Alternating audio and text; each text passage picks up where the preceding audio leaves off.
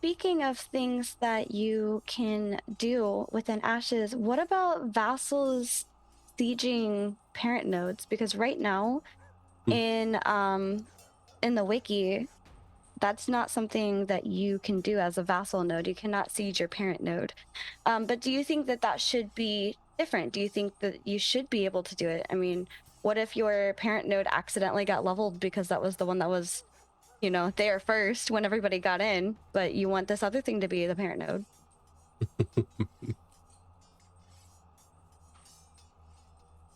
Yeah, it's not designed that way. If you're a vassal, you're a vassal. You became a vassal for a reason. Um, I think that just you know, the parent node is a kind of fascist tyrant in that sense. You were Do you conquered. think, I guess, You don't have a chance to conquer your conqueror. a follow-up question I would have to that then is like for thought, do you think then that when we first get into Vera, if a node seems to be in the lead, would we be able to make a vassal node? We'll just use that, one that's nearby, be able to overcome the one that's in the lead, so that that becomes the new parent node before it hits level 6. No, it gets locked out, so that's not going to be a thing. You just have to betray your your your your your your citizenship and renounce it, go ally with some other people and have it destroyed. But you know, the interesting thing about that is I might want to do that. Let's say that I'm Nakua and I get we get our city. We have a Nakua city, and it's been a Nakua city. It went from Nakua village to a Nakua town to a Nakua city, and then it pops to a Pyre metro. I think we gotta find a way to destroy that and try again, because I'm not gonna be satisfied with my my my my Nakua city becoming a Pyre metro. Yeah. There's gonna be a way to do that.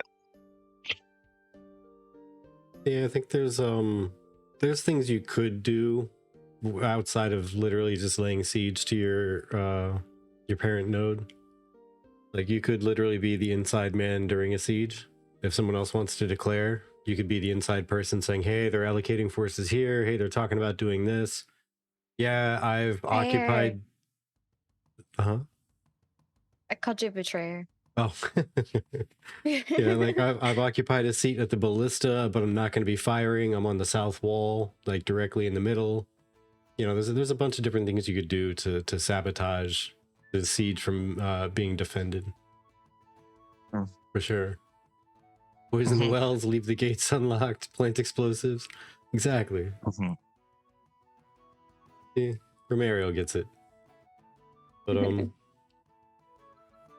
yeah, I think I kind of agree with that mechanic that they put in. Like a vassal node isn't able to directly siege a parent node. Only from the standpoint of at least the parent node has, you know, something that they don't have to worry about attacking them. But I mean, by the same token, there is the risk and reward. Everything should be risk versus reward, right? So maybe this should be another risk that's added in there. Like if you don't perform well and keep all the vassals around you happy, then they could turn around and siege you and take you over, and one of them will take your place. Ah, thank you for gifting that so sub out there, Valentine. To Valentine. Or is gifting, yes. Yeah, to Valentine. Sorry, I read that backwards. Thank you, group, for giving that to Valentine. It's one sandwich. No. But yeah, maybe that should be another risk that's added in. Like you got to take care of both your node and make sure your surrounding vassal nodes are happy with how you're doing everything. Don't tax them to smithereens. Protect them. Yeah, Gullet says it makes sense to me. Sieges are declared by an individual, not a node. So doesn't it make sense to have to renounce citizenship before declaring a siege? Yeah, it doesn't exactly make sense to have to. Once again, I guess it just really depends on the lines that they draw with that risk and reward system. Which ones are they okay with putting into the game? The next thing on nodes is the tax certificates. This is from somebody who's currently streaming right now. He has 2 names, so his I don't like saying this one. His forum name is Isle, and then peon, like a World of Warcraft peon, and then you. And he also goes by Hidden Dagger in on Twitch. I love how you broke that into pieces. Yep, I do it every single time. Please don't misunderstand me. But he's talking about the potential of a scribe capability to make tax certificates and sell them for gold.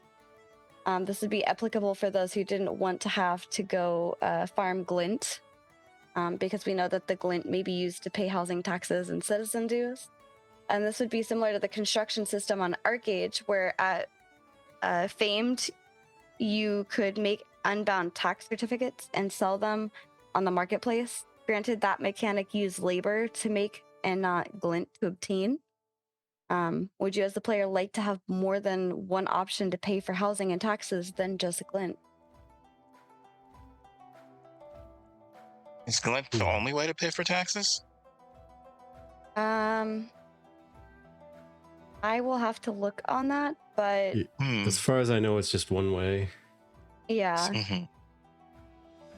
Because I know Steven at one point said that there were a bunch of different theories and conversation bits around the office about how they were going to go about taxes and whatnot, like even if you were able to pay ahead or not, and how far ahead you could pay. If this was a thing in ArcAge, I think we should expect there to be something similar in Ashes of Creation, but we'll have to see. Yeah, and it seems like you can get Glint from a variety of ways, you know. It seems like you can get it from caravans. It seems like you can get it from attacking creatures out in the open. I believe players potentially could drop it as well. I'm not sure on that one. But it seems like a currency type. No, I don't know if players do drop Glint. I thought I saw a conversation about PvP and caravans and players potentially dropping Glint, and that there's been a lot of conversation on PvP and caravans and like what attackers and defenders get out of it. Yeah, I think there's the stolen Glint when you crack open those crates. That may have been what I misunderstood. I thought they were talking about when somebody dies, you get stolen Glint from them. But it must be from the crate, yeah. But yeah, I think, I don't know. Glint is an interesting new type of currency, I guess. And before writing off Glint, I want to test it, I guess, is my thought. I mean, if you're getting it from a variety of ways of helping the node progress, then I think that's fine. And I don't know that you would need a scribe for that, although again, I would think that maybe you would be able to get Glint from doing profession stuff as well, if the purpose of Glint is to, help support the node.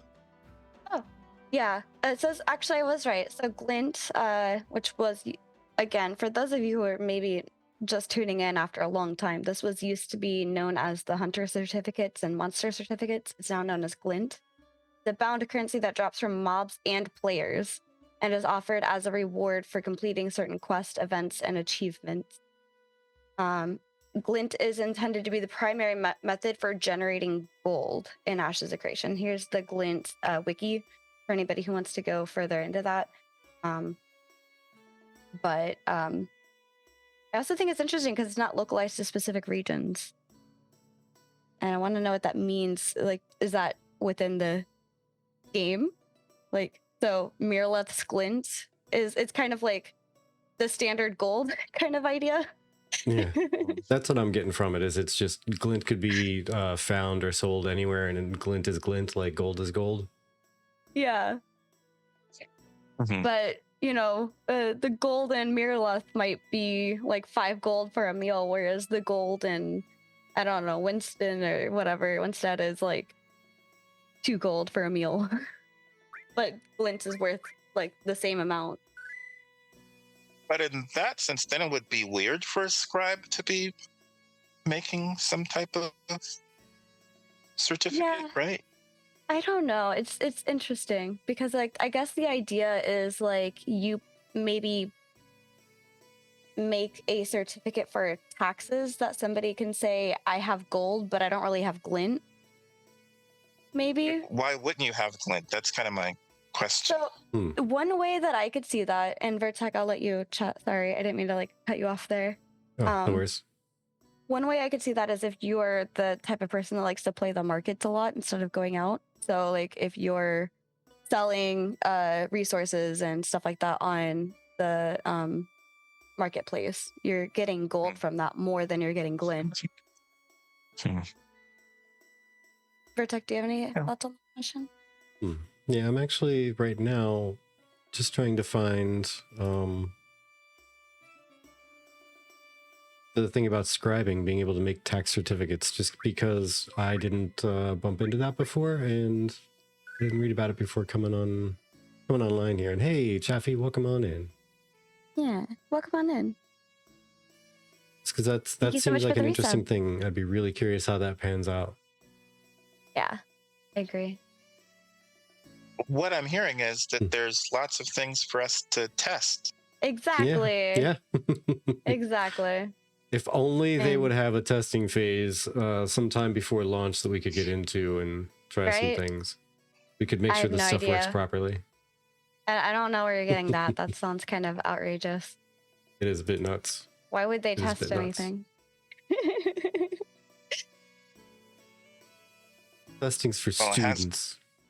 It has been forever since the last one.